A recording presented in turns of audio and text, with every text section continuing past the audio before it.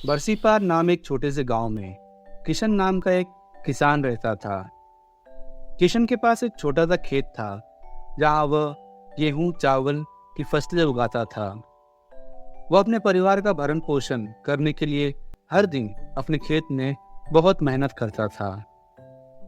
एक साल गांव में भयंकर सूखा पड़ गया और किशन की फसलें मुरझाने लगी। उसने उन्हें बचाने के लिए हर संभव कोशिश की, लेकिन कुछ भी काम नहीं आया। वह जानता था कि अगर उसे जल्दी ही कोई समाधान नहीं मिला तो उसके परिवार पर संकट आ सकता है। किशन अपनी बीवी से कहता है, कमला, अगर ऐसा ही रहा तो हम सबको बहुत तकलीफ हो जाएगी। खाने के लिए कुछ नहीं रहेगा, मुझे कुछ करना पड़ेगा। तभी किशन की पत्नी कहती है, हाँ जी, कुछ सोचिए, वरना बहुत तकलीफ होगा।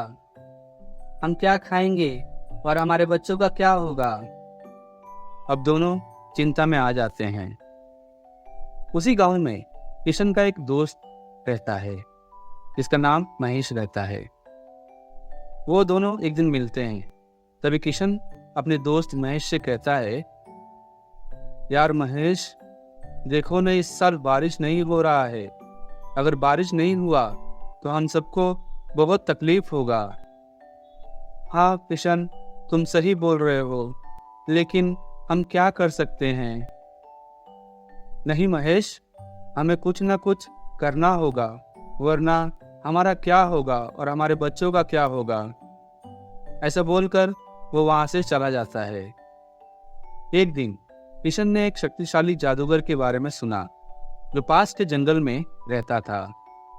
जादूगर जादुई शक्तियों के लिए जाना जाता था और सूखे मौसम में भी बारिश करा सकता था। किशन ने सोचा, क्यों ना जादूगर के पास जाऊं और अपनी तकलीफ बताकर कोई उपाय पूछूं जो करने से बारिश हो जाए। किशन उसकी मदद लेने का फैसला किया और उसे खोजने के लिए निकल पड़ा। घंटों जंगल में भटकने के बाद आखिरकार किशन को जादूगर की झोपड़ी मिली। उसने दरवाजा खटखटाया और बोला, कोई है घर में? मैं किशन पास के गांव से आया हूँ। तभी अंदर से आवाज आता है, कौन है? आ जाओ अंदर। किशन अब घर के अंदर चला जाता है। तभी जादूगर कहता है, बोलो, क्या हुआ और क्या चाहते हो? तभी किशन कहता है, मैं बहुत तकलीफ में हूं, मुझे आपकी मदद चाहिए। गांव में बारिश ना होने के कारण सारी फसल सूख गया है। तो हम क्या कर सकते हैं? हम तुम्हारी मदद कैसे करें? तभी किशन कहता है, मैंने आपके बारे में सुना है कि आप चाहे तो बारिश करा सकते हैं। मेरी मदद करिए, वरना हमारे पास कुछ नहीं रहेगा खाने के लिए। तभी जादूगर ने उसकी पूरी कहानी सुनी और उसकी मदद करने के लिए वह तैयार हो गया।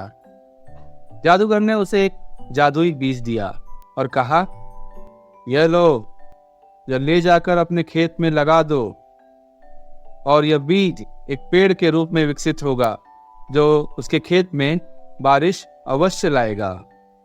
अब किशन बहुत खुश हुआ और उसने जादूगर को धन्यवाद दिया। वह वापस अपने खेत में गया और बीज को लगा दिया। अब वह बेसब्री से पेड़ के बढ़ने का इंतजार कर रहा था। उम्मीद कर रहा था कि यह उसकी फसलों को बचाएगा। दिन बीतते गए और पेड़ बढ़ने लगा। वह बढ़ता ही गया और उसकी शाखाएं दूर दूर तक फैल गई। एक दिन आकाश में बादल इकट्ठे हो गए और भारी वर्षा होने लगी। बारिश कई दिनों तक जारी रही और किशन की फसल फिर से बढ़ने लगी। अब किशन जादुई पेड़ की शक्ति से चकित था। वह जानता था कि उसे जादूगर की मदद के लिए उसका शुक्रिया अदा करना होगा। वह उसे फिर से खोजने के लिए निकल पड़ा और कृतज्ञता के प्रतीक के रूप में अपनी कुछ बेहतरीन फसलों को लेकर गया। अब किशन को जादूगर मिल जाता है। अब जादूगर से किशन कहता है, मैं आपका एहसान कभी नहीं भूलूंगा। अगर आपने मेरी मदद नहीं की होती तो मेरा फसल कभी नहीं होता। आपकी वजह से बारिश हुई और बहुत अच्छा फसल हुआ। जादूगर किशन के इस भाव से बहुत प्रसन्न हुआ और उसे धन्यवाद दिया। उसने उससे कहा कि पेड़ प्रकृति की देन है और उसका आशीर्वाद प्राप्त करने के लिए उसे चुना गया है। ये सुनते ही किशन अपने खेत में लौट आया। यह जानकर कि उसे एक चमत्कार मिला है। वो कड़ी मेहनत करता रहा और अपनी फसलों की देखभाल करता रहा, लेकिन वह जानता था कि वह हमेशा जादूगर और उस जादुई पेड़ का ऋणी रहेगा जिसने उसके खेत को बचाया था।